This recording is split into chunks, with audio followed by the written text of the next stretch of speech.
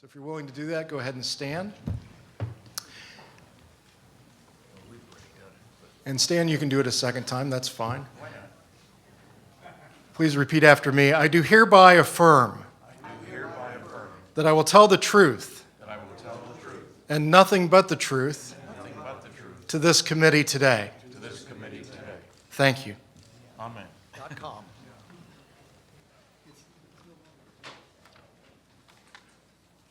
Distinguished Congresswomen and Congressmen, good afternoon.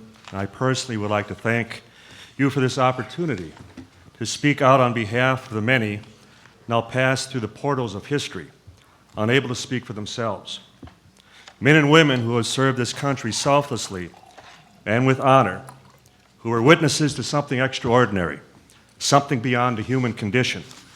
Most would maintain their sworn silence for a lifetime. Others would eventually confide to their immediate loved ones, or to us, the truth of the matter.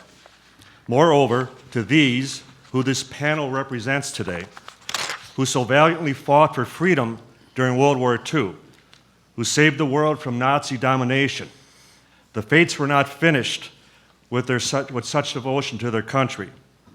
Within 2 years of the surrender of Germany and Japan, they would be called on again to lead us into an unprecedented awareness that we may be under another threat, another invader. However, this time, not from any distant nation, but conceivably from across the vast distance of space. Prior to the summer of 1947, visitors from other planets were strictly the fancy of science fiction writers. For lack of outside influence, spaceships were rockets, and spacemen looked like our neighbors down the street, all of which were portrayed in popular TV series such as Flash Gordon and Buck Rogers during that time period. Nevertheless, the summer of 1947 would forever change that perception. Among others, highly skilled and professional people, such as college professors, astronomers, and commercial pilots, were observing flying discs, and military fighters were scrambled on these reported unknown aerial objects. From all accounts, they outperformed and outmaneuvered the best we could throw at the newly arrived phenomenon. Their very words, flying saucers, would forever become part of our vernacular. Many assumed they were of American design. Many believed Soviet. But then something happened in the high desert of New Mexico, which would alter the course of history. Ironically, the first atomic bomb wing, the 509th Bomb Group, was stationed at Roswell in 1947. This was a composite group assigned in the final months of the war, comprised of the best officers, pilots and their crews, doctors, nurses, all in one unit, all with top security clearances, the elite within the United States military. Their mission, to drop one, and if necessary, additional atomic bombs on Japan. 2 years later, they would have another mission, unlike the first. This was an assignment to retrieve something which had dropped out of the sky. In addition, for those involved who knew the truth, the stars would beckon with even greater brightness. On July 8th of 1947, the Roswell Army Airfield announced to the world they had captured a flying saucer on a ranch north of town. This is a matter of historic fact. Detractors would suggest that other UFO accounts are based on a faulty premise, that the phenomenon exists. The Roswell incident of 1947 does not suffer any preconceived misinterpretation of the event. It entirely rests on the premise that the United States Army Air Corps recovered a crashed flying saucer.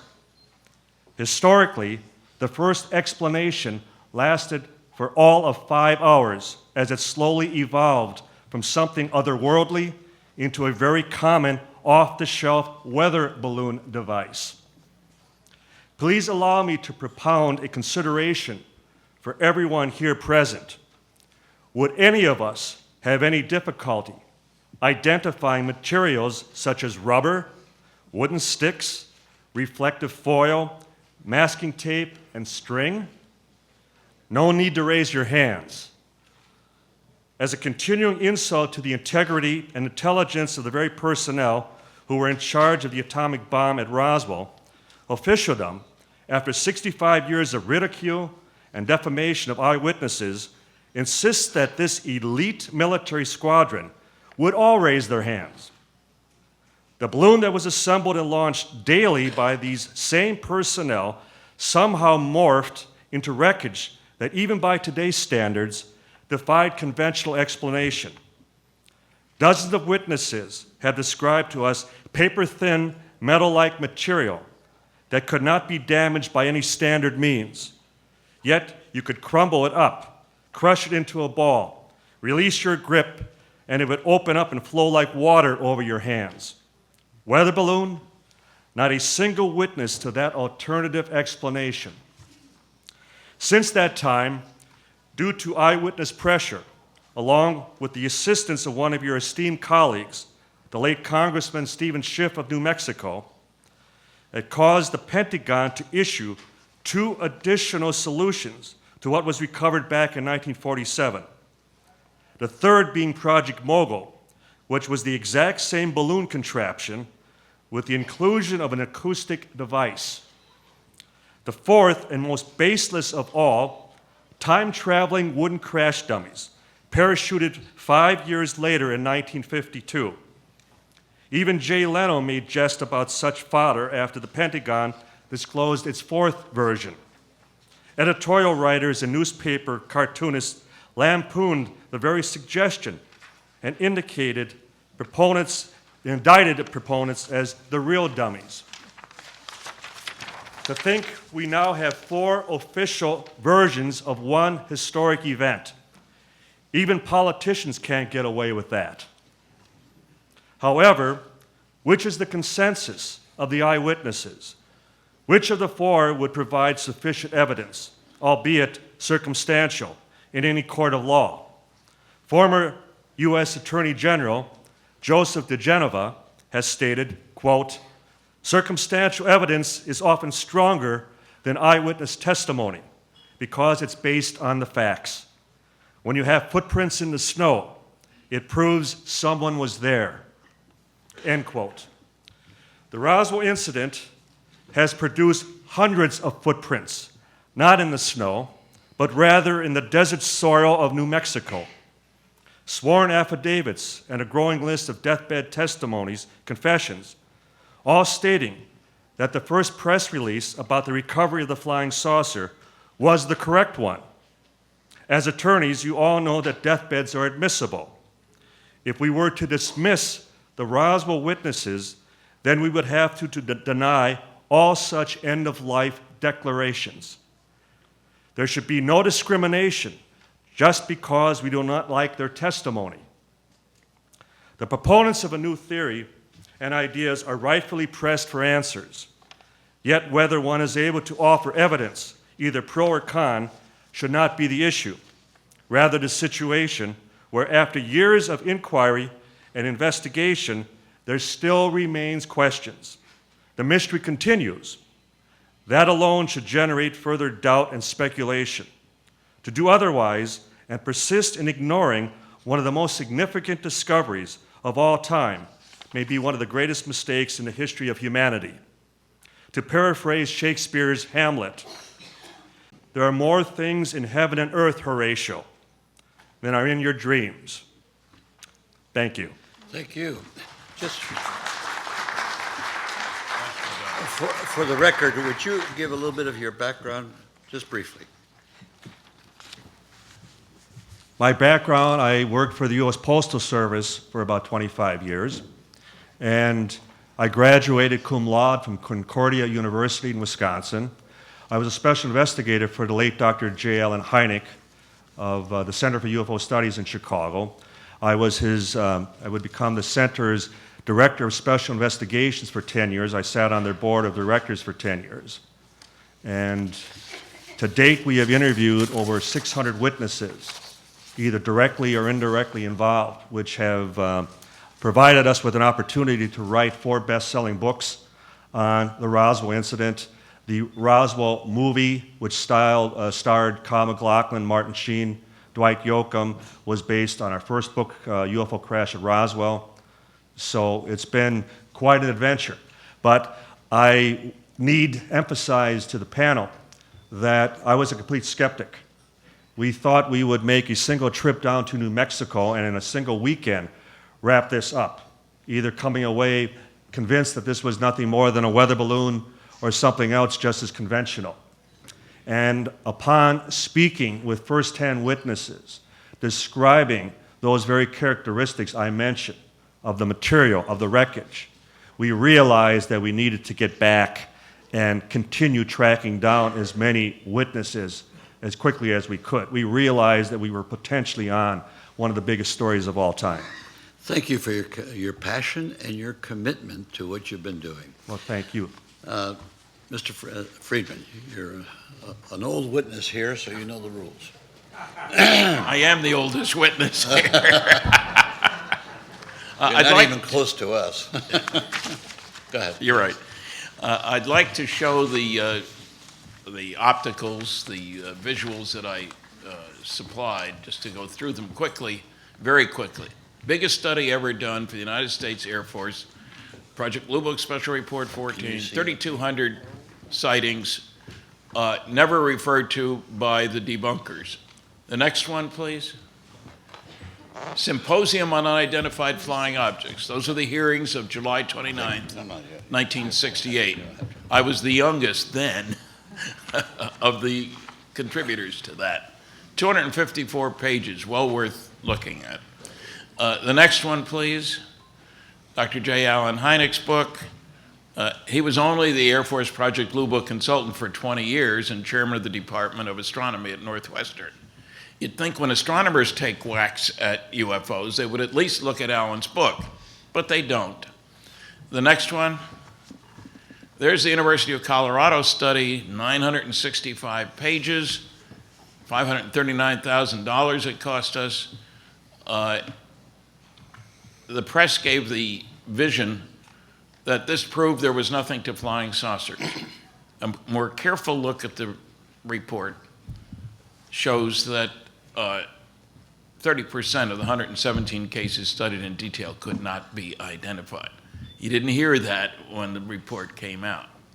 So let's get those out of the way, and then we'll go on to my prepared testimony here.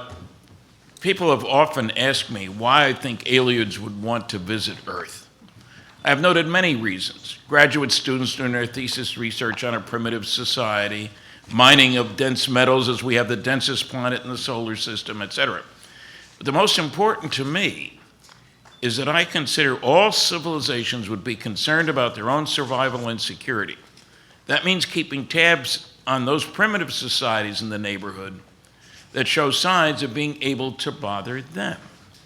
By July 1947, it was clear to any aliens in the neighborhood that we have a primitive society whose major activity is tribal warfare, and that soon, less than 100 years, which is nothing on a cosmic time scale, we would be able to visit aliens out there, taking our brand of friendship, everybody else calls it hostility, the facts that demonstrate that our nuclear weapons, powerful rockets, and radar, the beginning of advanced electronics. Isn't it amazing that the only place in the world at that time where you could study all three of these was southeastern New Mexico? Our first nuclear weapon was detonated at Trinity Site, White Sands Missile Range, July 16th, 1945. White Sands is where we were testing captured German V-2 rockets and some of our own. And that's where we had our best radar to track the rockets. Sometimes they went south instead of north. And of course, as it turns out, there were at least 3 flying saucer crashes in New Mexico. In early July 1947, there was a crash near the small town of Corona, less than 80 miles from the Roswell Army Airfield in nearby Roswell. 100 miles west, there was an unpublicized crash at about the same time in the plains of St. Augustine. New book coming out this year about that, not by me. Book by Arthur Campbell. And there was a crash retrieval operation in Aztec, New Mexico in the Four Corners area, March 1948. New book is available. I was the first to hear about the Corona crash, as discussed in my book, Crash at Corona, with Don Berliner. Simple story. I began lecturing about flying saucers in 1967 while working as a nuclear physicist in industry for little companies such as GE, GM, Westinghouse, etc.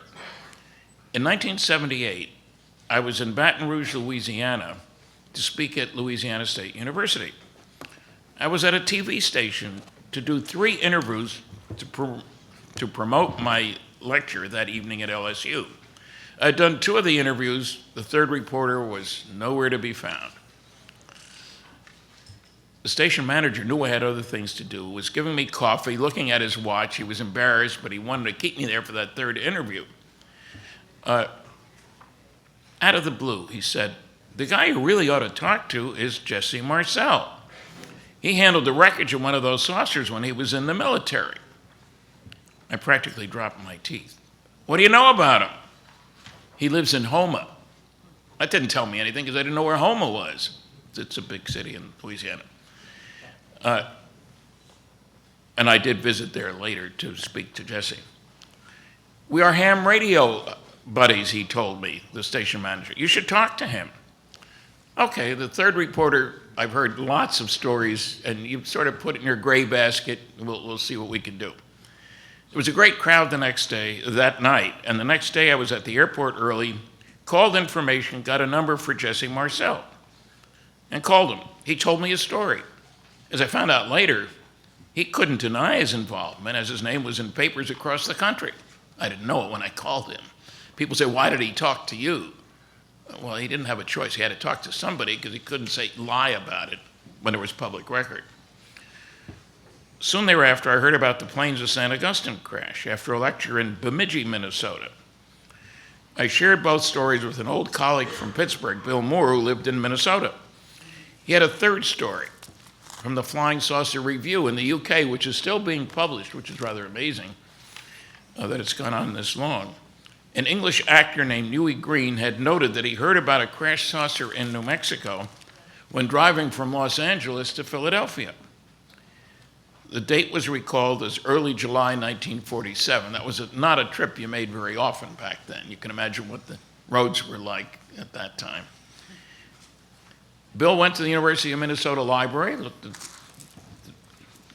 the newspaper department, found the story, verifying what I'd been told, giving us new names. The next year and a half, we found 62 people in conjunction with that case.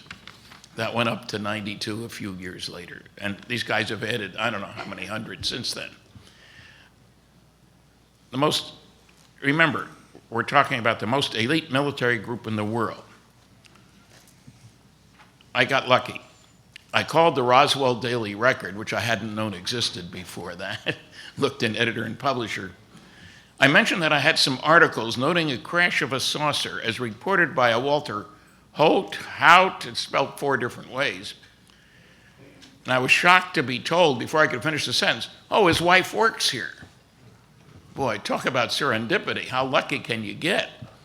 I talked to the wife, talked to Walter. He was a big help to all of us in our research on Roswell, well thought of throughout the Roswell community. I found the son of the rancher. The telephone operators were nice then. I said, "I'd like to find anybody named Brazel." "What city?" "I don't know." "Southeastern New Mexico." She said, "Oh, I've got a William Brazel in Carrizozo." "Is that in southeastern New Mexico?" "Yes." "Okay, let's take it." He had just gotten his phone 2 weeks before. So how lucky can you get, I guess? Now, one I planned. One of the people that shows up in a key picture that got very wide distribution is, at that time, Colonel Thomas Jefferson Dubose, Chief of Staff to General Roger Ramey, head of the 8th Air Force, which is where the 509th was. This is in Fort Worth, Texas. I checked with West Point. Son of a gun, he was still alive. He was in his 80s. And he was very forthcoming when I went to visit him. And Don and I went down there, and we have it on tape. I've got a DVD out there, our interview with retired General Dubose. You don't often get a chance to talk to a general about something this important.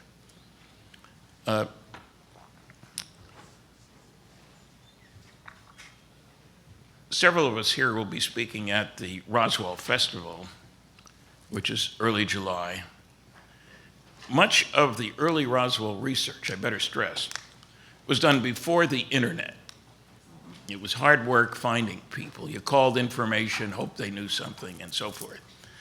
And you're very lucky that today a key witness is right here, Colonel Jesse A. Marcel, Jr., a medical doctor, called back in the Army at age 68 to fight in Iraq, flew over 200 combat hours as a flight surgeon in helicopters. His father was Major Jesse Marcel, and he also handled wreckage in 1947. There are many Roswell debunkers who do their research by proclamation, not investigation.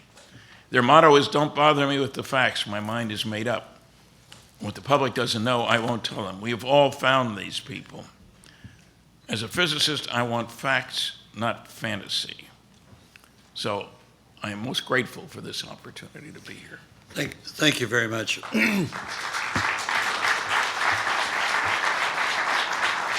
Our next witness is also a military officer. I'd like to just point out one thing that came up several days in the earlier hearings, and that was the fact that non-disclosure agreements were proffered and many people were forced into signing these non-disclosure agreements.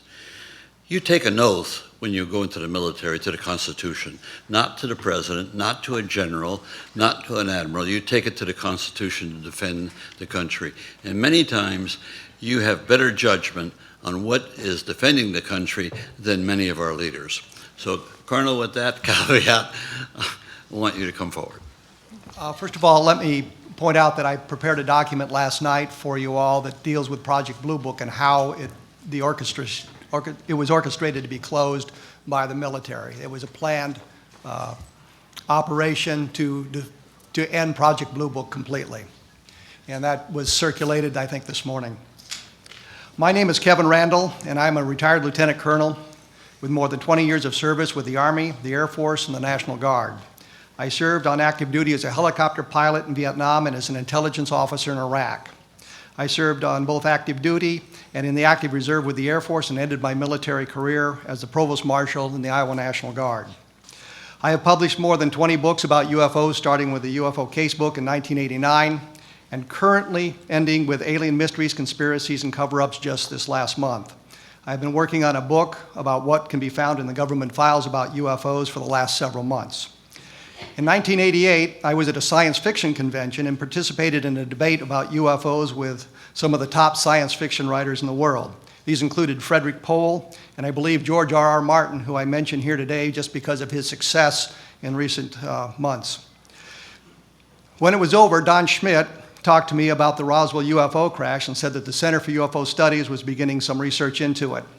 He thought my military background might be a benefit because many of the witnesses were retired military, and of course many of the witnesses had been members of the military at the time of the events. One of the first things I noticed was that Colonel Thomas DuBose had been identified as General Roger Ramey's aide, but brigadier generals don't have a full colonel as an aide. DuBose was the chief of staff, a much more important position.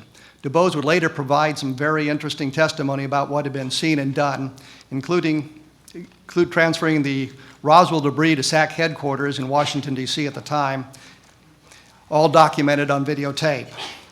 We made our first trip to Roswell in February 1989. We started in Albuquerque and had a meeting with Frank Joyce, but when we arrived, Joyce begged off, saying that he was ill. We met with a group of UFO researchers in Albuquerque, but they turned out to be a group of people more interested in the New Age phenomenon and not exactly UFO researchers. At any rate, they had nothing of interest for us, and they had no insights into the Roswell case. We headed to Roswell and met with Cliff Stone. He knew a great deal about UFOs, but was unable to shed any insights into the Roswell case, other than the crash site was beyond twin windmills. We thought this might be a really good clue until we saw how many windmills there were in New Mexico. Our last interview was with Bill Brazel, son of Mac, who had found the debris. I didn't hold out much hope for this, but when we met with him in Carrizosa, New Mexico, he was able to provide us with some very interesting information. We chatted for a few minutes, and then Brazel said to us, "My dad found this thing. and we were off. Bill told us what had happened to his father, Mac, how he had been held at the base in Roswell for a number of days, how he'd been asked not to talk about it. I suppose you could say he was sworn to secrecy, though there didn't seem to be any threats made to him and no documents signed. Mac didn't even tell his son Bill much about what he had seen. Bill told us that he was out on the ranch in the next couple of years where the object had crashed, or at least touched down briefly, where his dad had found this debris. He would look for some of it. He described for us on audio tape 3 items that he found over the years. A piece of wood-like material that was so tough he couldn't get a sliver on it when he tried to carving on it with his pocket knife, which he said he used to cut barbed wire. He said it was also that it was very lightweight, it was brown, it seemed to be like balsa wood. He found a bit of wire that he said you could shine a light into one end and it would come out the other, which of course is fiber optics. And he had a piece of foil, the famous foil, that could be crushed into a ball and then unfold itself without a sign of a wrinkle or a crease. Bill showed it to his father, who said, "That looks like some of the contraption I found." At this point, we realized that there was more than a misidentified weather balloon, as the Air Force had suggested in 1947. It was clear from the descriptions of the material that Brazel himself had held, which he described for us, was not something that had been manufactured on Earth. We knew that there was a lot more work to be done. I located former Major, later retired Colonel, Edwin Easley, who was a Provost Marshal in the base in 1947. The Provost Marshal is similar to the Chief of Police in a city, but a Provost Marshal also has a number of other duties revolving around security. Easley, because this was an atomic strike force, had a greater responsibility of officers of a similar grade at other military installations. He told me on audio tape several times that he'd been sworn to secrecy. Finally, somewhat exasperated with my questions, he said, "I can't talk about it. I promised the president that I wouldn't." Now, I don't know if he talked to President Truman personally or a representative of the president, which is about the same thing, but whatever the circumstance, he believed he had promised the president he wouldn't talk about it. Skeptics ask, would the president talk to a major? And I say, an obscure lieutenant colonel talked to the president and the Doolittle raid was born. Easley confirmed that Brazel had been held on the base for several days. He said that Brazel was held in the guest house, which is not exactly jail, but if you have a guard on the door and you're not allowed to leave, it really doesn't matter how comfortable the quarters are, it still qualifies as a jail. I will note that we can prove Brazel was in Roswell after he first reported the find based on the documentation we have. Neighbors tell us he complained to them about being held there. Marion Strickland, one of the neighbors, said on videotape that Brazel had been gone for several days and he was mad about it. So Easley confirmed part of the story for us. Easley was also asked by me if the craft was extraterrestrial. What happened precisely is that I asked him if we were following the right path. He said, "What do you mean?" I said, "We think it was extraterrestrial." And he said, "Well, that's not the wrong path."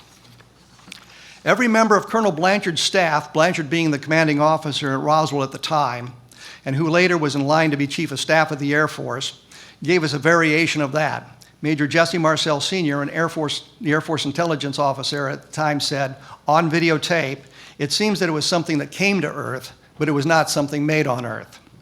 Let me say here that the skeptics have attempted to slander the memory of Blanchard by suggesting he was a loose cannon, which explains his handling of the discovery in the press release that he ordered issued.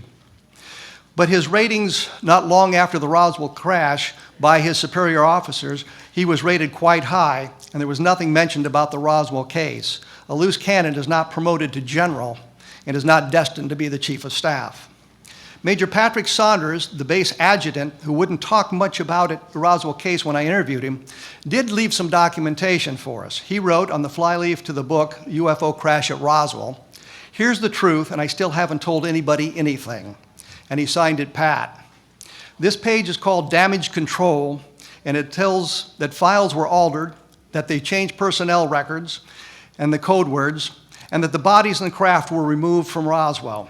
In a letter to his daughter, which he kindly sent to me, Saunders talked about how they had successfully hid the paper trail. Walter Haut, the man who wrote the press release announcing that they had captured a flying saucer, signed an affidavit about what he had seen, which included craft and bodies.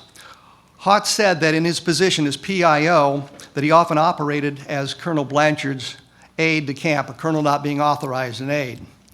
There's been some controversy about Haut's statement because for 20 years that I knew him, he had always said that he just wrote the press release. He didn't know anything beyond that. He didn't see anything beyond that. Then in the affidavit signed and released after his death, he said that he had seen the bodies. It was a direct contradiction of what he had claimed. 10 years before that, I interviewed a fellow named Richard Harris.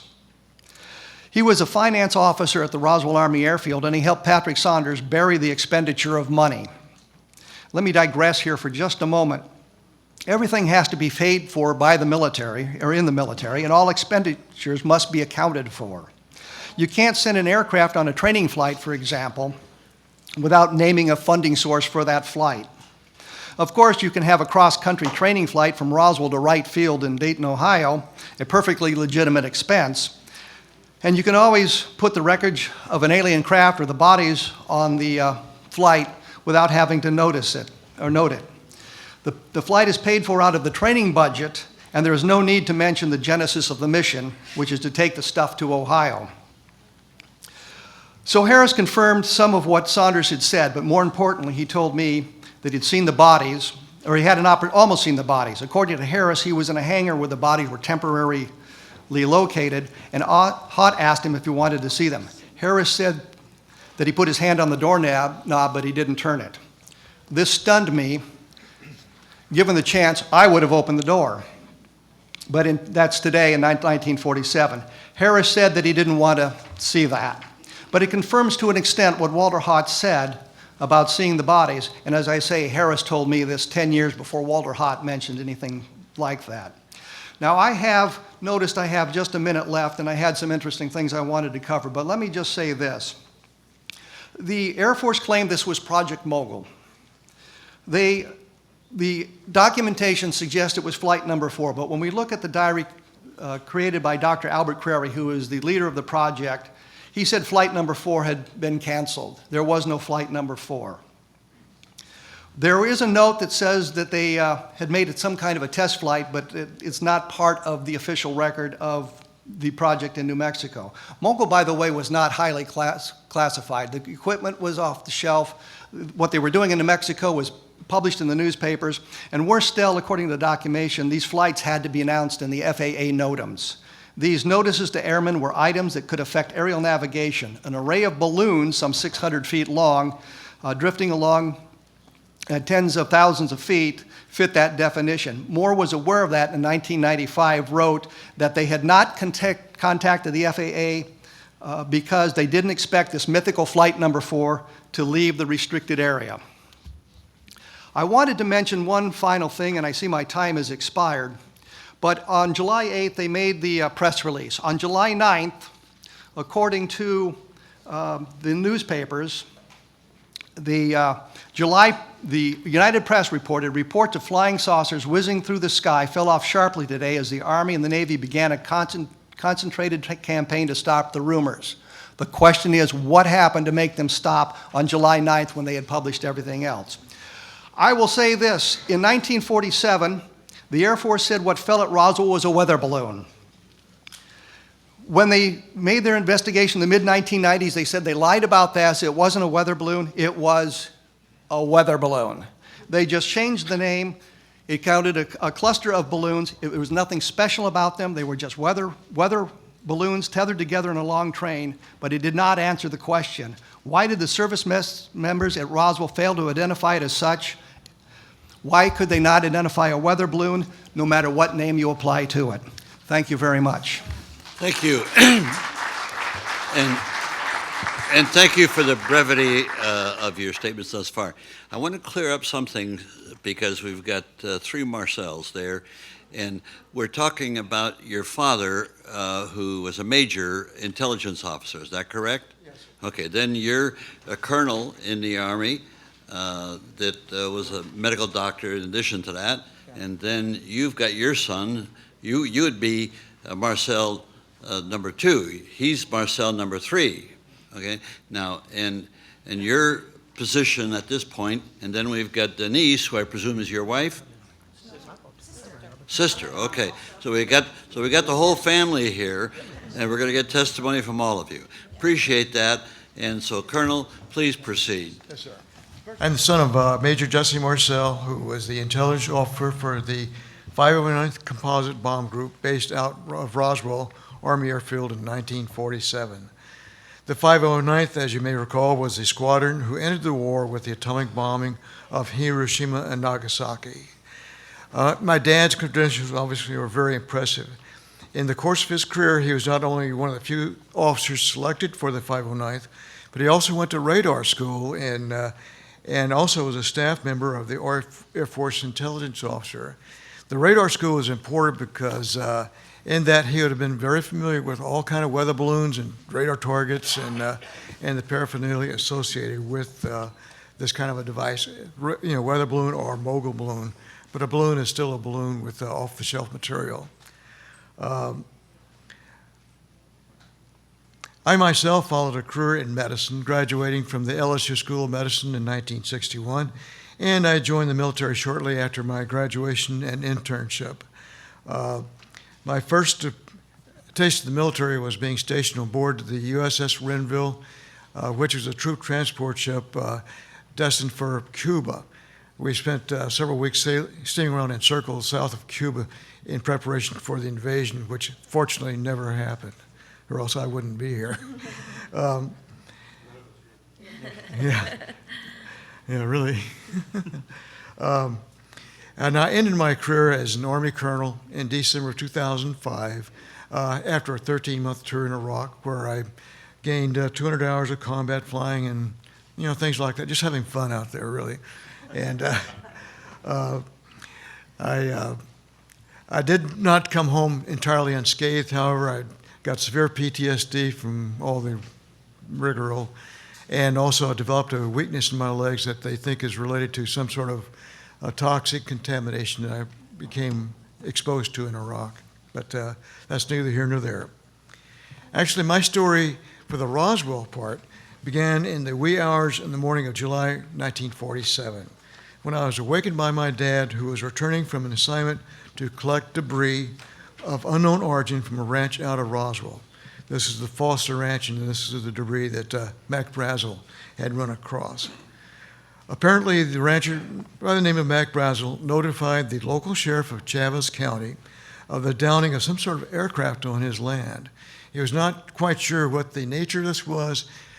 He'd seen weather balloons, go down there before, so he was not sure it was that either, but it was something very different. The sheriff in Chavez County contacted Colonel Blanchard, who was the commander of the Air Force Base in Roswell.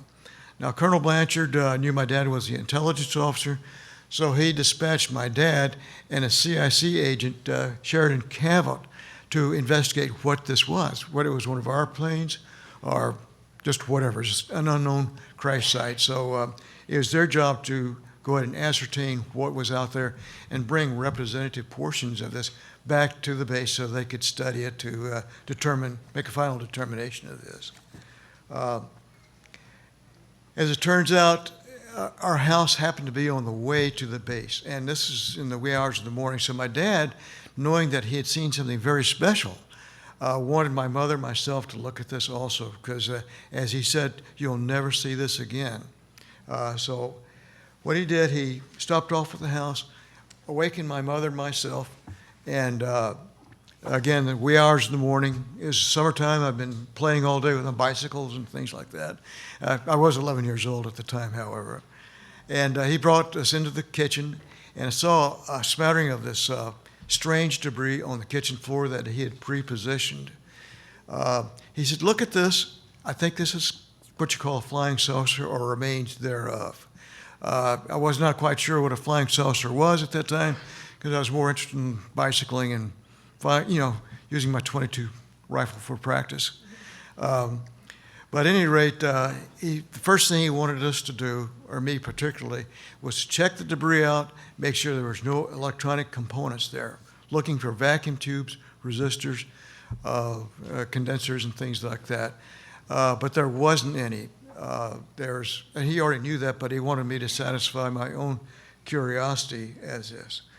The debris itself consisted of three components, three types. There was a foil, a very tough metallic foil of some nature that I can't really describe. I have to add that I did not see the bending and unbending of it, but my dad witnessed it. He said it would, if you fold it over, it would unfold and assume its original form. In addition, there was a black plastic debris, like a broken phonograph record. But the strangest thing I saw was, as being passed around right now, was this is a replica of one of the I-beams, or the beams I saw in the wreckage. In that, you'll note there's some symbols written along the inside surface of this, and they're a purplish violet hue, semi-reflective of light. But this is basically what this was. Is this a replica? Or Yes, sir, this is a replica. If it was original, I wouldn't have it. Well, you never know. That's why we're asking. That's right. So, but anyway, my dad drove the debris into the base that night. I think it was that night, or maybe early next morning, where he was assigned by Colonel Blanchard to fly the material to General Ramey's office in Fort Worth. This was flown in the belly of a B-29 under armed guard. So my dad, I then saw a picture of my dad taken in General Ramey's office, holding what was obviously a radar target. They'd already switched the debris. And the look on his face is quite telling. He says, "You got to be kidding me. This is not what I saw, and this is not what I saw either." But at any rate, that's where the cover-up began, in General Ramey's office. So when my dad got home, he sat my mother and myself down and said in no uncertain terms, "You will never talk about this. This is a non-event." And yes, sir, I was an Army brat, so I was following orders. So I never discussed this with my friends or anybody else until after Stan Friedman interviewed my dad in 1978. Great. So Thank you very much. yes, sir.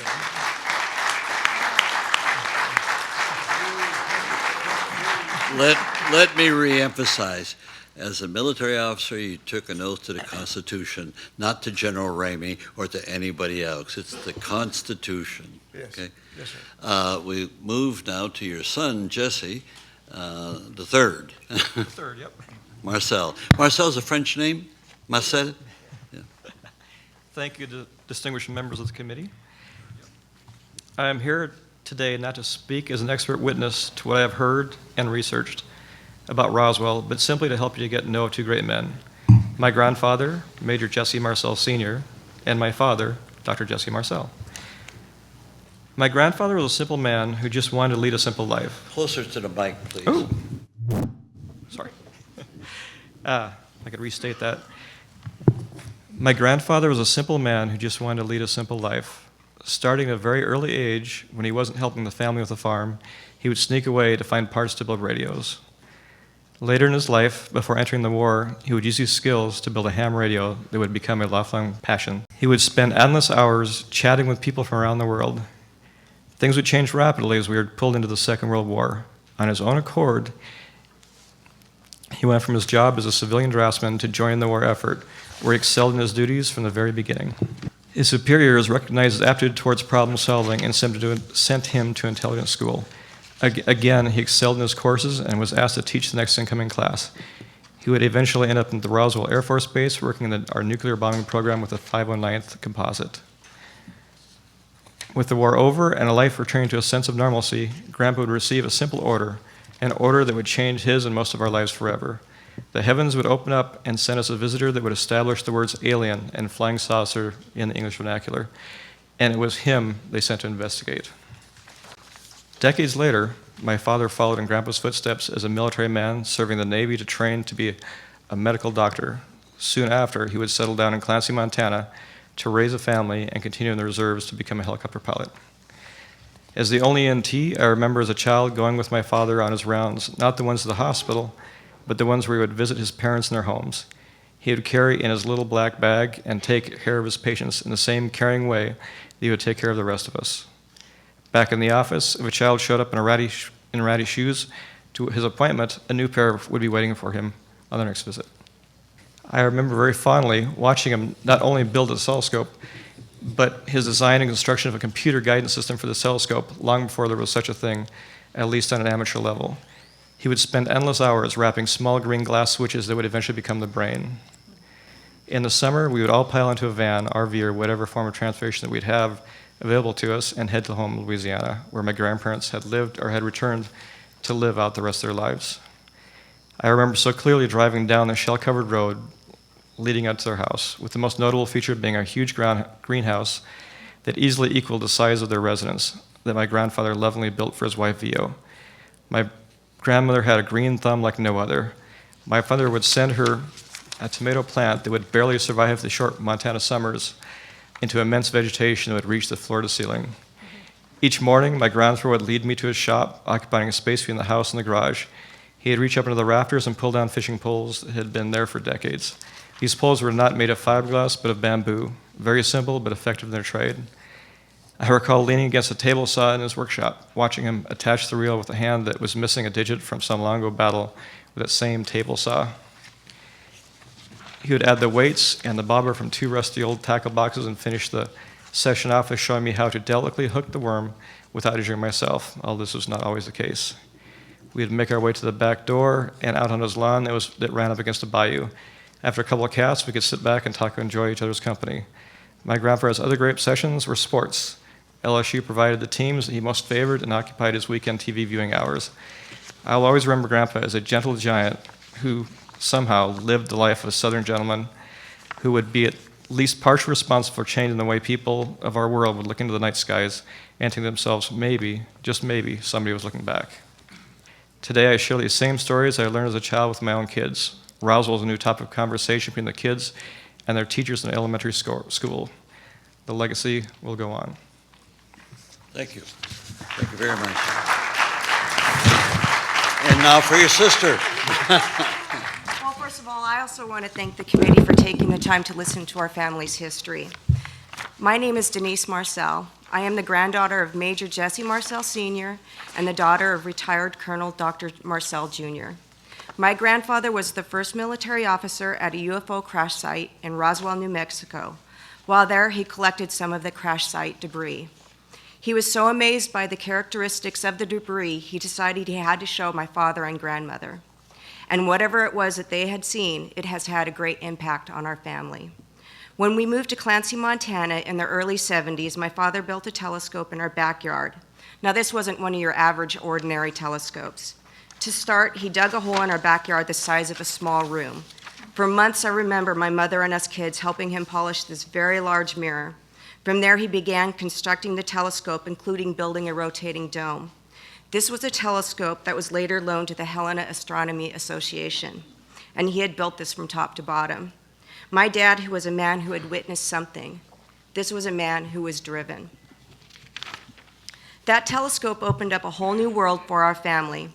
It was around the age of 9 that I first became aware of UFOs, not only because of the telescope, but also because there were times my father and us kids would camp out at night specifically looking for movement in the skies, hoping to catch a glimpse of a UFO. One has to remember, we didn't have the internet then, and UFOs were not discussed like they are today. I do not think that my parents would lead us to believe at such a young age that UFOs existed if my father and grandfather had not witnessed something extraordinary. In January of 1997, I accompanied my father and Kent Jeffries to Washington, D.C. for a hypnosis session that Dr. Neil Hibbler would conduct over the course of 3 days. Dr. Hibbler was one of the world's leading experts who used hypnotic regressions for forensic purposes. I had been very fortunate to be able to participate because I had just been certified as a hypnotherapist. The sessions were successful. While under hypnosis, my father said he couldn't believe how vividly he could see his dad. I saw the emotion in his face and how it touched his heart seeing his father so clearly that day. During the sessions, my father recalls being woken up by my grandfather telling him to come and look at a piece of a flying saucer, a term in which most people, including himself, was not familiar with. When asked about the materials, my father's descriptions did not waver from what he had been describing throughout the years. One of the more interesting facets of the debris descriptions are the symbols or hieroglyphics that my father had seen on the I-beam. While under hypnosis, the facts remain the same. Just like when he was a child, he motioned grabbing the I-beam and holding it above his head to get a better look at the purple reflecting symbols. The military claimed that these symbols were merely Christmas-wrapped tape, but it is very unlikely and does not seem possible that 3 people did not recognize simple holiday decorations on some Scotch tape. Another interesting fact my father recalled was that soon after the incident, his father told the family never to talk about it again, that it was a non-event. Now, why would they have to remain silent about a weather balloon? It doesn't make any sense to me.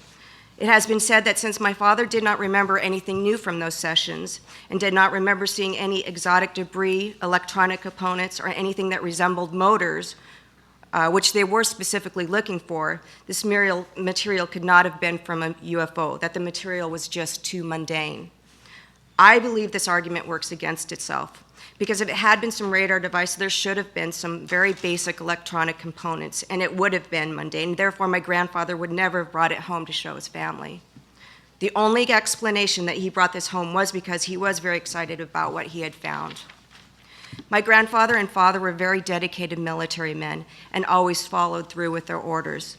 They both remained silent to the public about the incident until my grandfather had been approached by Stanton Friedman nearly 30 years after the event. During interviews, my grandfather was asked about the materials, and he would say, quote, "It was not anything from this earth. That I am quite sure of," end quote. These words would change the course of the Marcel family. The reason he was ordered to go to the site was because he was an intelligence officer familiar with all of the materials used in aircraft and travel. He was very qualified to make an assessment of the crash site debris. And for the record, my grandfather had nothing to gain when he spoke to Stanton Friedman. He just felt the same way that I do, that the world should know the truth. It has affected my family's life in so many good ways and some bad. But because of this, I was also given the greatest gift of all, and that is to have an open mind. I feel that sometimes agendas are put in front of our rights of being citizens, and not everything that the government has told us is the truth. Because when it comes to the Roswell incident, I believe my grandfather and my father. Last and certainly not least, it is my hope that from my father, my grandfather, and all of the other wonderful people who have found the courage to step up and tell the truth this week will be given the respect and recognition that they deserve. Thank you. Thank you.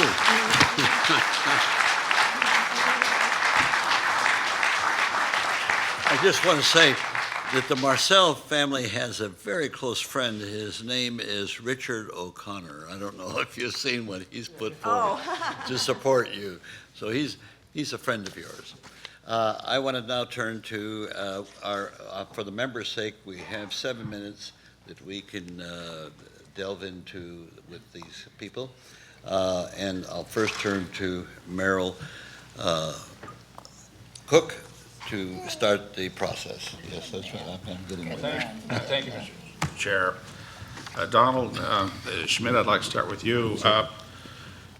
You said that you went down to New Mexico with an idea of doing something in the fiction area. You weren't really much of a believer. No. But it changed your mind. That was Kevin Randle and myself, correct. And what changed your mind is you said you met with first-hand witnesses. Correct. Now, I'd like to know what year that was. That was February of 1989.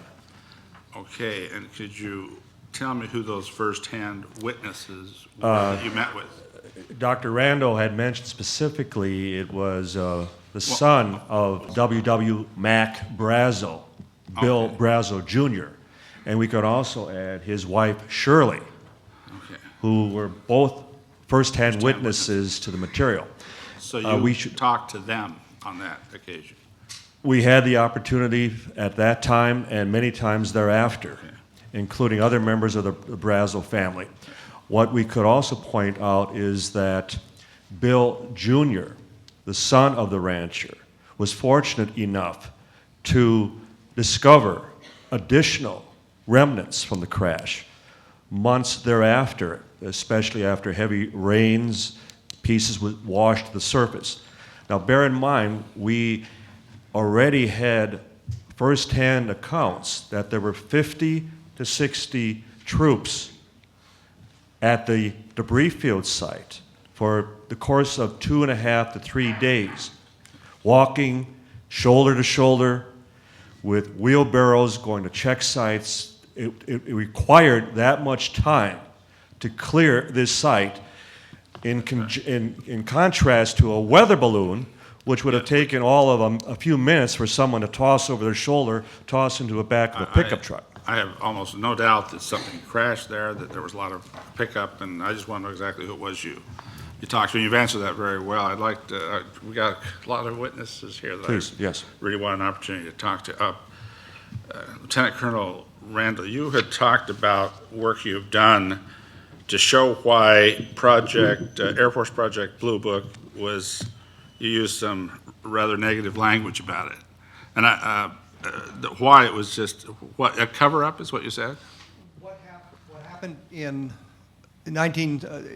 all during the 1960s, there is a series of letters you see in the Project Blue Book files where they're requesting to get Project Blue Book out of ATEC into the Secretary of the Air Force's Office of Information to de-emphasize the importance of Project Blue Book. Okay, okay, now, de-emphasizing the importance of Project Blue Book, that's not exactly the same thing. And that's, you know, when I look at that, I'm not trying to put any words in your mouth, but I got to focus in on a question here, and that's, when the University of Colorado was asked to help them make a decision about Project Blue Book, let's put it that way. And when the University of Colorado wrote a report, I think you're all correct in saying that what the report said wasn't exactly the way it was characterized, even by certainly by the government, and even and by the media as well.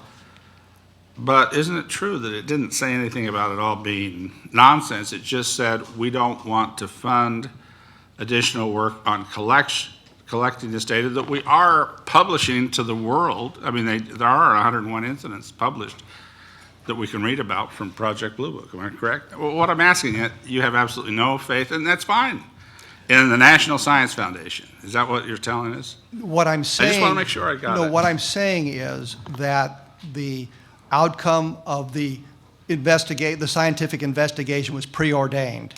There's a letter from Lieutenant Colonel Hippler to committee members at the Condon Committee at the University of Colorado saying, this is what we want you to find. They haven't investigated a case, they haven't looked at anything, but here's what we want you to find. You have to say something nice about the Air Force investigation. Yeah.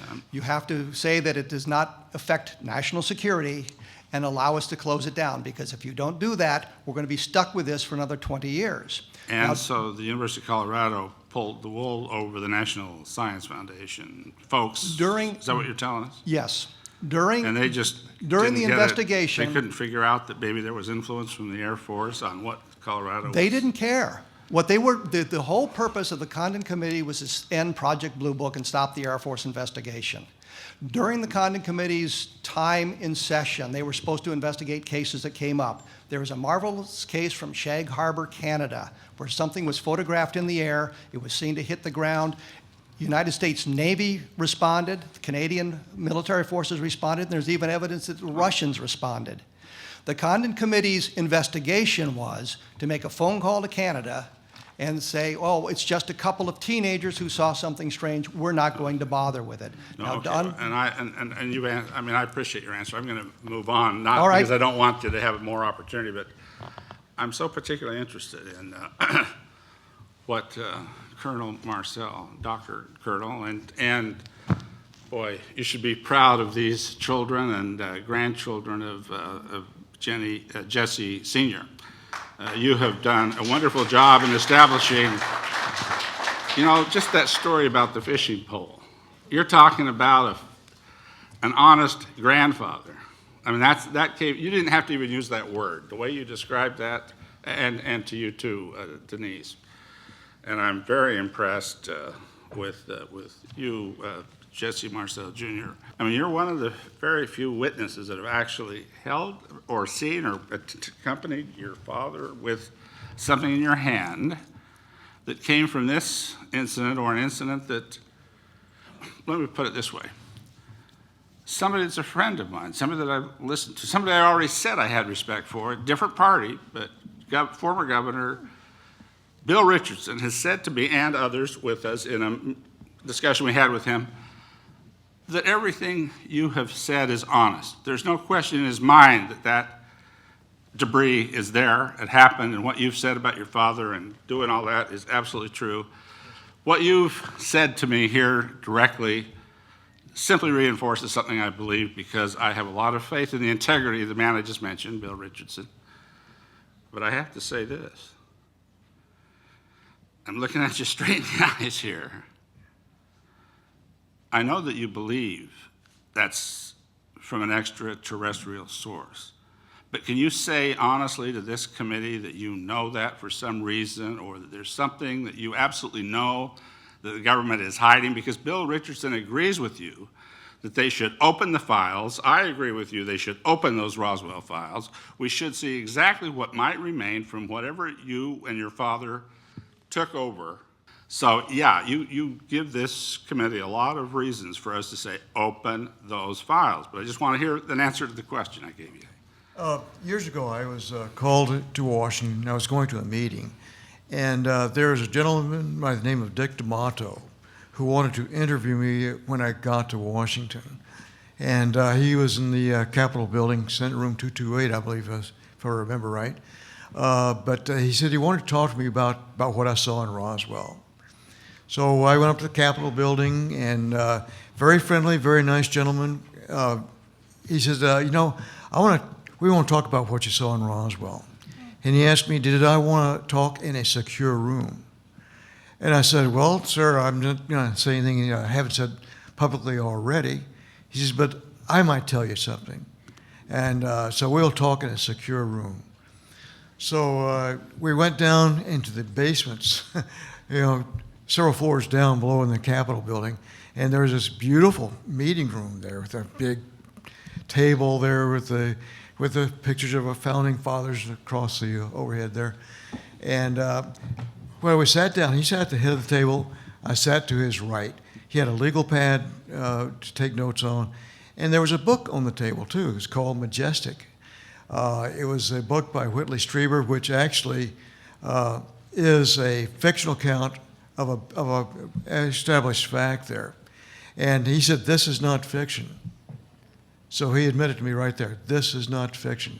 This is a story about the Roswell, in a fictionalized version. And so it's the conclusion you came to after you had a chance to listen to some people that had analyzed some of that material. Am I Yes. correct in that? Yes. And I'm not necessarily saying you may have been right or wrong on that. I'm just wanting to know how you arrived at your decision that you believe it is from non-terrestrial sources or extraterrestrial sources. Well, this is the first time somebody in the in the sanctions of our government admitted to me that this is not fiction, the Roswell. And I said, I know it isn't. So when are you guys going to tell the public about this? And he said, well, if it was up to me, I'd have done it yesterday. But he says it's not up to me. I'm just here to investigate the cost of the investigation, cost of keeping it secret and all that. He said, in reality, there is, and these are his words, that there's a black government, which sounds really conspiratorial, but that's what he said. He said they have control of the debris, and they answer to no one, they're not elected, and they have unlimited funds to spend. And he said they're the ones who have it, and they have control over it. So you can tell me what that meant, but that's what he said. I obviously don't, but thank you very much. Yes, sir. Thank you. To all of you for testifying. You did a great job. How long, I look at what happened at Roswell as something that happened a long time ago, and that there was some put down of it, and there's been some fun made out of it, but that a lot of people, because there was enough information and enough facts out that a lot of people believed that something happened there. Am I way off base? I'm just trying to think back a few years, because it hasn't been in the paper recently, but that's my recollection of that incident, that there was enough proof that we knew it was something other than from the United States. Yeah, Donald? As I'd mentioned in my opening statement, I'd like to emphasize that we had the good fortune of working with and having enlisted the late Congressman Stephen Schiff of New Mexico, who pushed for congressional hearings on this very matter through the early 90s. Right. And so much so that he had sent 3 separate letters to then Secretary of Defense Les Aspin, which all went unanswered, which only intrigued him and raised his curiosity all the more as far as, well, what are they hiding? I'm just asking, as the late Senator Barry Goldwater, and even his request to General Curtis LeMay, can I at least see the file? To which LeMay said, hell no, and don't ever ask me again. So we're in good company, whether we're talking about Goldwater or Schiff or even former presidents Bill Clinton or Carter, who also would lament the fact that they could not get the truth about Roswell. But getting back to Congressman Schiff, in his failed efforts, as the press itself became more interested as to who would win this tug of war, because he was being stonewalled not only by the Secretary of Defense, but also the White House, Right. and then the branches of the military. And he had assurances, specifically from the Air Force, that should they find anything in their files, he would be the first one. Well, as Newsweek magazine very aptly put it, as though a preemptive strike, they called a press conference here at the Pentagon, and Colonel Richard Weaver, as Colonel Randle mentioned, in putting out the Project Mogul theory, same balloon. It was just a redesign of the same balloon explanation. And I'll never forget how I called up Congressman Schiff here at his office in Washington, thinking that, well, that would end that relationship because he would have to accept that new explanation, that new solution to the Roswell mystery. And his immediate response to me was, Don, they're a bunch of damn liars. And he had assured us, and you know the history, he assured us that with his reelection coming up that we would then resume the effort. Well, he would die shortly after his reelection, age of 51. We don't read anything into that except that we lost a tremendous ally. And in that, there was a lot of that publicity, the fact that someone within the government was actually sticking their nose under the curtain, under the tent, and for nothing more than asking to see the files, and still being turned down, still being told, just as Senator Goldwater, hell no, and don't ask. There was debris. I mean, it crashed. There was debris, and talked about touching the debris, and that it was not something that you'd ever felt or done before. Is that still around, the debris from that? Not with us, it isn't. That's the problem. We don't have the debris. We don't have pieces. What happened to it?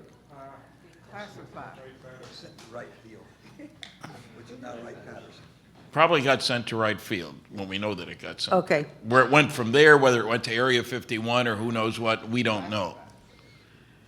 The security curtain slammed down very quickly. How That's quickly what afterwards? How many? 5 hours. How many? 5 hours. From the actual announcement of the recovery of the flying disc, it evolved, as I mentioned, within 5 hours into the weather balloon. In fact, as Stanton mentioned, and we have Brigadier General Thomas DuBose, who is even in 2 of the pictures with the substituted weather balloon. He stated that the balloon was a hoax, that part of it. They were ordered, as he described, to get the press off of the general's back, off of General Ramey's back. They were the ones who substituted the balloon for the real material. And when you have a brigadier general going on the record actually stating that the official government explanation is a hoax, You would think it would get the media's attention. Right. And that's also the dilemma that we have had with the very conception of the investigation of the Roswell incident. The fact that, well, why don't the witnesses come forward? Because just as Jesse's father, just imagine at that time he was a lieutenant colonel. He was the head of intelligence of the 509th Bomb Group. Again, I can't use the word enough, the elite within the military, head of intelligence. We might even ask, why would the base commander, Colonel Blanchard, instead of just sending out a couple of grunts, a couple of enlisted men to go check out this funny material, he sends out his 2 head of intelligence, 2 officers, follow the rancher back and investigate this firsthand on a 4th of July weekend, no less. See, these are all the questions that the press refuses to look into, but we haven't.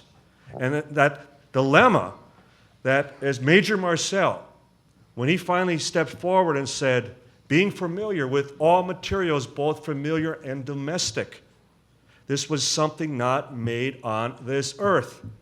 We didn't read about this in the papers, did we? It wasn't on the CBS Evening News.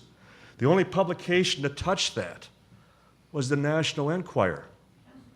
So we wonder why there's this constant taboo, this ridicule factor, and it's the very reason that witnesses have refused to come forward after all these years, because they know how it's going to be treated. Thank you. Thank you. I want to ask Colonel Randle, what is the significance of the July 1947 Roswell incident, in that we also had a significant one in July of 1945? Tell me, what is the significance?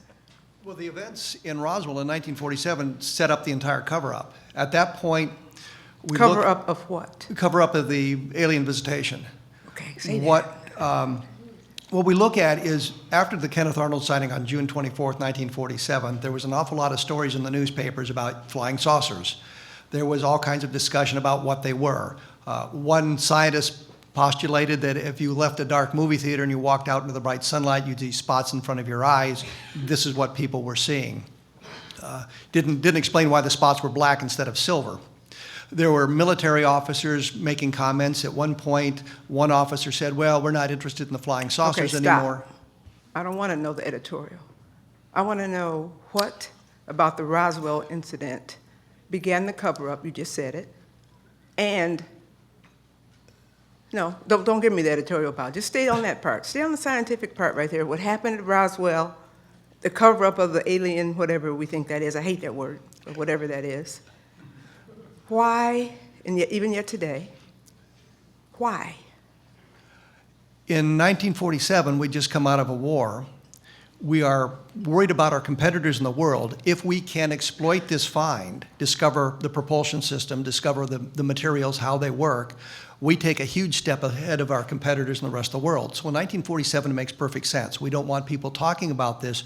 The Russians aren't going to spy on us if they don't think there's anything there to spy on. So they've eliminated our competitors. Why it persists today, I am somewhat puzzled about, because it would seem that we've become much more sophisticated and we would understand what's going on in the world around us and space around us, and we wouldn't be frightened. Unless we still don't understand.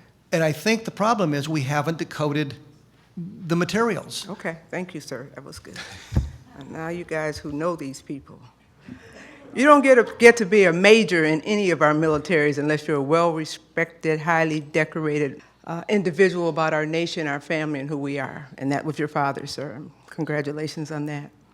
As 11 years old, as you testified today, you witnessed the Roswell incident's crash. I'm saying crash. You might have called it something else. I don't know. Crash is good? Okay. You witnessed particles from the crash, balloon notwithstanding, whatever else they said notwithstanding, actually saw particles of what the craft may or may not have been. Did you not? Yes, ma'am. Decorated father, you're now a colonel, a medical doctor, and the Roswell incident continues to be mysterious to some, factual to many. You had firsthand information, and now your children who have lived with a grandfather and a father they've respected of high decorated ability and consequence and served in our military. Military has a special emphasis in most countries, and certainly in ours. That's why everybody who testified in these 3 days, to me, who's ever military, I have the highest respect for their service and dedication. What would you offer to this committee at this time on this issue, Roswell, that would help me to understand, and the rest of us as well, where we go from here? What you've seen, you've already kind of gave us a sample of it and all of that. What else should we know before we get up from here today? Well, I think what it does, it tells us that we're not alone in the universe. As a matter of fact, there's other civilizations out there, and they're finding Earth-like planets around other star systems every day. And that means that we're probably just beginners on the new kids on the block, so to speak, that they are obviously more advanced than we are in their science and hopefully their cultural abilities too, that they can get here from wherever they come from. So, and it also means that that they survive their nuclear destructive abilities too. I think any civilization that develops into the space travel has gone through a nuclear age, and we're still on the precipice of either surviving or not surviving ours. But it means that they did, and if they can do it, we can also survive our nuclear warlike tendencies. My last final point for me, are you aware through your father, your own experiences, that we chase their aircraft, or we have on occasion, and obviously they have traced ours, and does that exist, and if so, why, and did we find anything, did they catch us, or are we gone, or what? So. Well, you know, I just, I'm like, I just know what I read in the papers.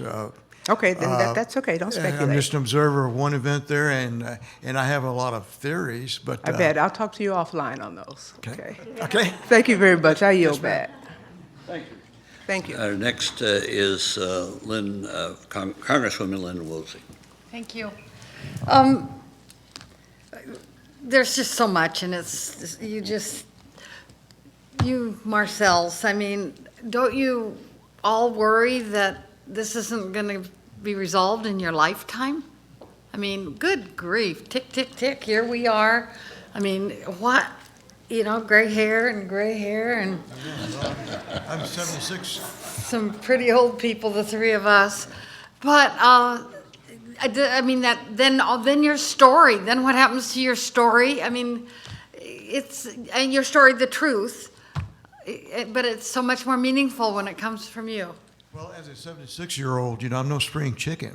But you know, I like to tell my story. I don't embellish it. I tell exactly what I knew about this. And if people want to believe this, that's okay. If they don't want to believe it, that's also okay. That's their opinion. I would certainly like to have the government spill the beans about this while I'm still alive to say, I told you so. But I may not be, but it doesn't matter. Yeah. I've been there and done that, so Yeah. I know what it was. Okay. All of you experts, how many actual ETs have been, I'm going to start saying that instead of the big long word, have been involved in starting with the Roswell and the 2 years before? Wasn't there an actual, living being, living something as part of that crash? Before, you said that somebody was offered to go in and see, you know, the remains of something. The story was Walter Hott, as the public information officer, had issued the press release saying that they had retrieved a crash flying saucer.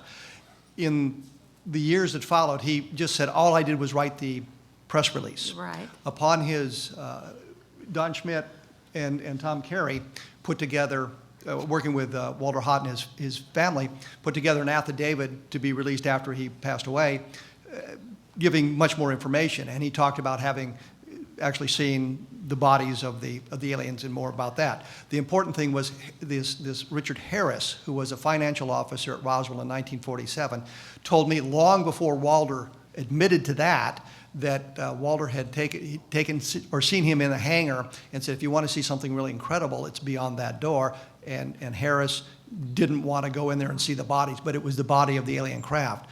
The other part of the question is, did one survive the crash? And there has been testimony from a number of witnesses, yes, that one survived the craft and was in captivity. And I hesitate to use that word because it really wasn't in captivity, but it was held for a number of years. And can you think of anything that would be more lonely than that? You're an alien creature on a planet. You have absolutely no possibility of getting home. You're dealing with a bunch of sentient beings that do not understand you, your culture, or your language. And you're stuck on this planet without any hope of rescue. Sounds like a Steven Spielberg movie. Right. But the point is, there is some testimony that suggests that one may have survived for a period of time, and I believe the date of its supposed death was Well, in since 1952. then, okay, since then, One of the things beyond firsthand witnesses to the materials, to the wreckage, to the characteristics that even by today's standards defy conventional explanation, have been, and sadly, but also much to the credit again of the witnesses, in maintaining that sacred oath to the Constitution, that so many of them, to their very deathbeds, before they would finally confide to their spouses, to their children, and invariably, they all talk about the little people, the little men. They all describe either having been out at the site and having witnessed the bodies, or they were posted at the hangar, P3, Building 84, at the Roswell Army Airfield, where they were on guard, and they would observe the wooden crates being assembled and the bodies being placed into these boxes before being shipped out. shipped out to where? Well, we have the documentation, again, and we have the eyewitness testimony, Wright Field in Dayton, Ohio. Okay. We have the late Brigadier General Arthur Exxon, who was with Foreign Technology Division, which did the testing, the reverse engineering of captured weaponry and armory from World War II. So it made perfect sense that you had something crash of either foreign or something beyond that design. It would go to foreign technology. And Exxon described, not firsthand, but that he was aware of the fact that when the materials from Roswell arrived, when they came in, it was the first impression, because no one was able to recognize this wreckage, that it most likely was Soviet. But after it was tested, he described that there was a unanimous consensus that the materials had to be from space. So any of that recently? I mean, that was quite a while ago. We've conducted to date 3 archaeological digs at the debris field site, the very site that had this huge debris field that canvassed an area of almost 3/4 of a mile long, hundreds of feet wide. Where is it? This is just outside of Corona, New Mexico. It's about 65 miles northwest of Roswell. This is where the rancher first reported the find and then led the 2 intelligence officers, Major Marcel and the head of counterintelligence, Captain Sheridan Cavett. Okay. Okay, thank you. Thank you very much. Thank you, Congressman. Congresswoman. Did your father, Colonel, mention seeing bodies? Actually, the closest that came to him, my wife asked him one day, "Did you see the bodies?" And he said, "No, I did not see them myself, but I knew people who did." But what? He knew people who did see the bodies, but he did not see them himself. Okay. I mean, it is blanket statement right there. My wife is the one who asked him, finally came out and asked him. Who were the people that saw the bodies? He did not elaborate, so I'm not sure who he was. But to answer the question, no, he did not see the bodies. Okay. I'm trying to understand the sequence of events, what happened here. You mentioned, Mr. Schmitt, that they sent 2 officers there when ordinarily they would have sent some lower level people to investigate. What was unusual when they simply got the word from the rancher that something had crashed? Why would they think that was unusual enough to send officers? That is the question. Yeah, what is it? And again, especially on a 4th of July weekend, Yeah. that it would have been brought to the attention. Now, keep in mind, the rancher did not go to the military. He reported this to the sheriff, Sheriff George Wilcox of Chavez County, headquartered in Roswell. And it was only due to the fact that there was a reporter by the name of Frank Joyce from radio station KGFL who suggested this sounds like a military matter. You should report this to the 509th. And they, in turn, the sheriff contacts the base. He personally speaks to Major Marcel, who's at the PX having a sandwich. And it's important enough, again, 4th of July weekend, that he alerts the very base commander, Colonel William Blanchard. And after examining the material, if it was nothing more mundane than a weather balloon or even an aircraft, a rocket, an errant rocket. We were testing German V-2 rockets over at White Sands at that time. It was still unusual enough that he would dispatch the 2 head of intelligence. And we believe the reason he also sent the head of counterintelligence, plain clothes, Captain Sheridan Cabot, was in the event it was something foreign, that he would be the most capable of identifying it if it was something foreign. Did the rancher go to the site before the military? Yes. Okay. He was the one who first discovered But the we debris don't field. know specifically what the rancher reported. He must have reported something somewhat unusual for them to send 2 officers rather than 2 enlisted men on a... He brought some of the wreckage with him. Yes. Okay, okay. He drove into the sheriff's office. Okay. The sheriff calls the base. Major Marcel goes and checks it out, and as he told me, there wasn't anything conventional there. But the rancher also stressed that there's a huge amount of this stuff out at the ranch. Yeah. 3/4 of a mile, a few hundred yards wide, that's a lot of stuff. And what he was worried about was that his sheep wouldn't cross the debris field.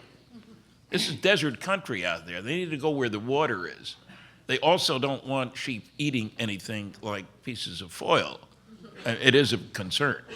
So that was his concern. Also, and we haven't mentioned it, there was an article in the local paper that rewards were being offered for pieces of one of these saucers people were seeing all over the place. And when the rancher went to Corona and talked to his buddies there at Corona, that's where they did shopping and stuff like that. This is out in the middle of nowhere. They told him about the reward. You had to go try to collect the reward. And we have stories, and I don't know how we can confirm them, that the rancher suddenly wound up with some money after all this. He certainly was entitled to the reward, and the military said, no way, Jose. Was he also sworn to secrecy? Do we know that, the rancher? 2 years later, when his son, Bill Jr., had recovered enough pieces to fill up a cigar box, and his wife, Shirley, even described how he'd come home for dinner after working the ranch, and he kept this one piece in his leather chaps, and she would describe how he would take this piece out, and she'd watch as he'd try to whittle on it and poke through it, and then he would crumble it up, crease it, fold it, and every time he'd lay it down, it would just smooth right out. 2 years later, there's a knock on his door, and there was a military captain and 3 non-commissioned officers. We know what you have, and you will give it to us. So he turned over the box of material. This was 2 years after the incident. They mentioned to him, according to Bill Jr., that just as your father swore that he would not say another word about this, and should he ever discover any more material, he would contact us immediately. We're asking the same of you. We should mention one other thing here that I think gives an idea of the scope of the concern by the military here. We have heard testimony from the daughter of the rancher of the sheriff, I'm sorry, that she was staying with her grandmother. It was a grandmother. There was a show on television about UFOs. And the grandmother says to the granddaughter, you know, the reason your grandfather didn't rerun for sheriff was when that saucer crashed, the military came to him and said, if you ever tell about what you saw, we will kill you and we will kill your family. She was horrified. You didn't believe them, she says to her grandmother. I was there. I believed them, was the answer. So, you know, sure, it's a little story, but we've heard it. The granddaughter was a teacher. They were, how shall I put this, threatening. Could the gentleman from Maryland yield just 30 seconds to clear up one question that's, and anybody that can answer this. Can anybody here give us the name of any person that would have been at least the age of 18 or older in 1947, who at the time, in a similar way to how Jesse Marcel Sr. said he had received these kinds of materials and they had these certain property traits, which he said almost immediately to people. Is there anybody that, other than, or even a child, or who, can you give us the name of anybody who said they saw a body? They saw bodies. Back in 1947, the name of any person that you've got in, you know, you've written, or you've studied this. We should mention we that talked about, you know, and I know that Mr. Marcel said that he knew people that had seen the bodies, but he never said he had seen the body. I just want to make sure that we have a witness, if we do or if we don't. I just want to know that could give the kind of credibility on the question of bodies, which was talked about rather freely a few minutes ago. In the same vein, who has seen a body and said so back in 1947-48? That's my question. If you're looking for documentation from 1947, we simply don't have it. If you want the name of somebody who was there in 1947 who saw bodies, then we have lots of names. Major Edwin Easley, the provost marshal, mentioned to his family that he had seen the bodies. He mentioned they quizzed him about it when he was very gravely ill with cancer about that, and he said, oh, the creatures to them. Of course, I asked who had seen the bodies and said so in the same time period. That Nobody was asking those questions in 1947. Wait, nobody was asking about debris either until Mr. Marcel said, I've seen this debris. Precisely. I brought it to him. We have. Are you saying that nobody said anything about bodies back in 1947? Nothing. It was only until way later? I just want to know. That's I mean, probably an I don't accurate know. statement. There's probably I'm an accurate confused statement. on the issue is what I'm. What you have to understand is after the story broke in the newspapers, the military got everybody out of town. Marcel is not, if you're a reporter and you're looking for Major Marcel, you can't find him. If you want to talk to Mac Brazel, you can't find him. Mac Brazel saw the bodies. Reclaim my question, just so I make sure I'm clear here, what I'm trying to ask.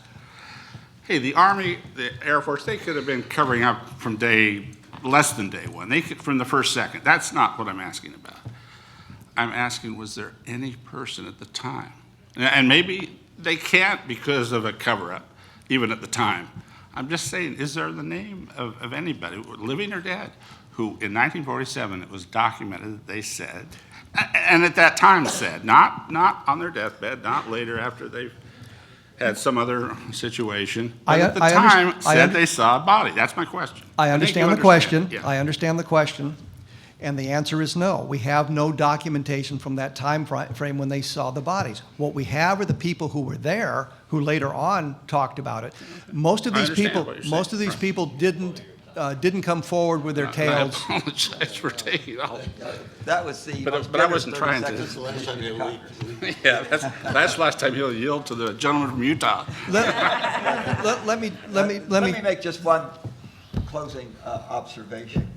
Oh, one quick question. Were there any radar tracks from FAA over this? No? No radar tracks that you know of? Okay, none. Okay, curious about that. You know, there are two things about this that tell me, if I didn't know anything else and never met any of you, that the Air Force is not being honest. One is, if this was indeed a balloon, there was no darned reason to send it to Wright Field. Everybody would have recognized the balloon. So the very fact that they sent the material there tells me that they're not telling the truth. And the second thing that tells me they're not telling the truth is that if in fact it was a balloon, why in the heck would they issue a press release saying that a flying saucer had crashed there?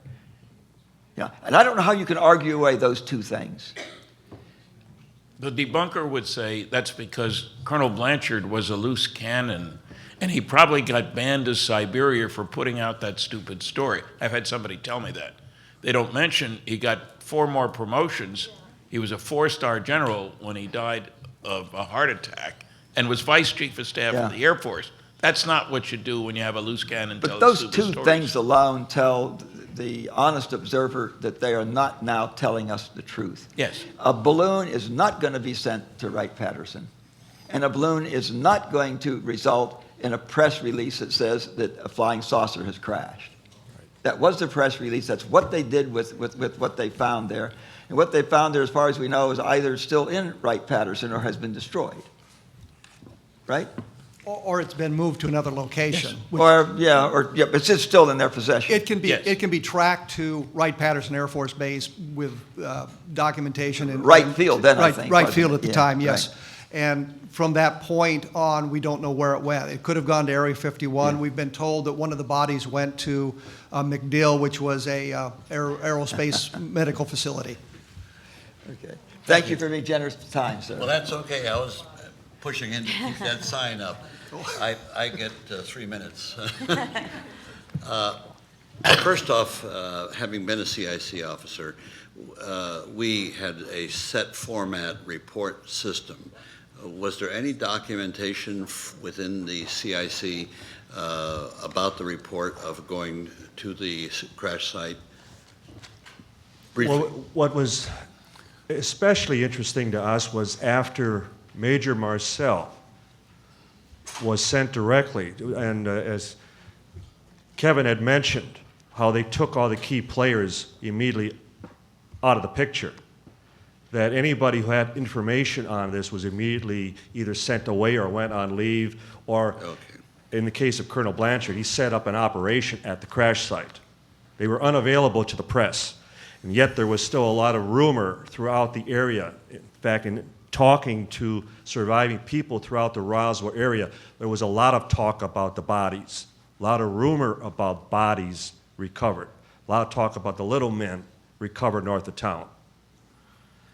As far as the counterintelligence officer, when Major Marcel was sent for the balloon press conference in Fort Worth with General Ramey, he was kept overnight. And then when he returned late afternoon the next day, July 9th, on the very flight that we're convinced transported a crate of material which was hidden in bomb pit number 1, and it wasn't an atomic bomb. We have firsthand testimony to that. In fact, we even have a copy of the manifest. It was an unscheduled flight that went out at 4 p.m. on Wednesday, July 9th. Well, Marcel, the next morning of July 10th, he immediately confronted Cavett. He wanted to see the report. He wanted to know what had transpired in his absence while he had been kept over at Fort Worth. What did Cavett say? And Cavett kept responding. And this was also in the presence of counterintelligence non-commissioned officer Louis Rickett, who we also interviewed quite extensively. That Cavett kept telling him, kept responding, "What are you talking about? What are you talking about? Nothing happened." And Marcel finally reminded him, "I outrank you," to which Cavett responded, "It's out of my hands. Take it up with Washington. They're now calling the shots." Thank you very much. I want to ask questions of an 11-year-old boy. Yes, sir. This is not a hypnotic situation. Put your mind back as an 11-year-old. You're in the living room. Did your dad come back from the site in a pickup truck, in a sedan, do you recall? We had a 1942 Buick convertible. Special. Okay, so he didn't have a military vehicle. He not. took his own vehicle to go to the site. That's correct. Okay. When he came back in his vehicle, was Captain Kravitz with him, or was your dad alone? He was alone. He was alone. He took some, you weren't there at the vehicle, or you were in the living room. He took some material out of the vehicle and brought it into the living room, correct? Actually, the kitchen. In the kitchen, okay? Now, how big was it? A little bit? Big? You got a kitchen table now. What did you see on the kitchen table? 11-year-old boy. This was distributed on the floor of the kitchen, which was about 7 by 5 or 8 by 10 area. And he had pre-positioned the material on the kitchen floor before he got us up. So when we got up and walked into the kitchen, the debris was already pre-positioned on the floor of the kitchen, which was about maybe 30 square feet worth, just a couple of large. So you weren't there when he brought it in. He set it all up and then called you and your mother correct, yes. to come in. Let's take a look at this. Exactly, he pre-positioned it. Okay, pre-positioning, he was trying to form somewhat of a design if you're Well, pre-positioning. I think he was trying to put it together, but there's so much of it, he couldn't do that. There wasn't enough. Yes. And was a beam like this, which you're circulating, is this one of the things you saw there on the floor? Yeah, there are several beams like that, and like I said, there was also some black plastic debris, like a broken phonograph record at that time, but it wasn't that. It wasn't vinyl. So, but the debris primarily was the beams, the foil, and the black plastic debris. I did not, again, see any electronics. As your father is talking to you and your mother, did he mention any fact that, boy, we saw this debris and look at it, but we also saw some bodies? Did he say anything like that? No, sir. So he did not want to horrify you as a child or your mother that he saw something worse than that. So do you have any conclusion from the conversation as an 11-year-old that maybe your dad was not telling you everything that he saw? Bodies were at another location. It wasn't all in one place. The So they debris was spread out. over here. The crew compartment, call it what you want, was someplace else. Very good. That's a good addition, but I want to stay with the 11-year-old boy. Yes. Well, the question was, I'm sorry. Well, just, Well. did you have any inkling as an 11-year-old that your father was withholding horrific information from you as he's displaying the physical findings? He kind of kept things close to his chest, so I'm not sure what the internal thoughts were on this, but he was very adamant that we were not to talk about it. That we were going to what? That we were not to talk about this. But he kept things close to his chest. He had a job on the base, and I really never knew what he did because he was the intelligence. He didn't really confide with the family what his job was or what he did, things like that. Which would be the normal task of a father who's in intelligence. Yes. Is there anything else you can share with us of your impressions and knowledge of an 11-year-old boy? Well, yeah, it was a very earth awakening experience, or space awakening experience for me. It did make me very interested in astronomy and cosmology, because I realized that whatever was on the kitchen floor didn't come from here, but came from out there. Yeah, I got that impression from other comments that you've made, that you've intellectualized your experience quite extensively. Yes. Let me close this facet of for another hearing. We're going to take a 7 minute. Carolyn has a question. Carolyn, please. I heard you about to close it, and I just wanted Yes, to no, ask. ask your question. We Just got wanted to a ask few something moments. you just said. So the major was an intelligence, high-level man. Yes, ma'am. Kept things close to his chest. Yes, ma'am.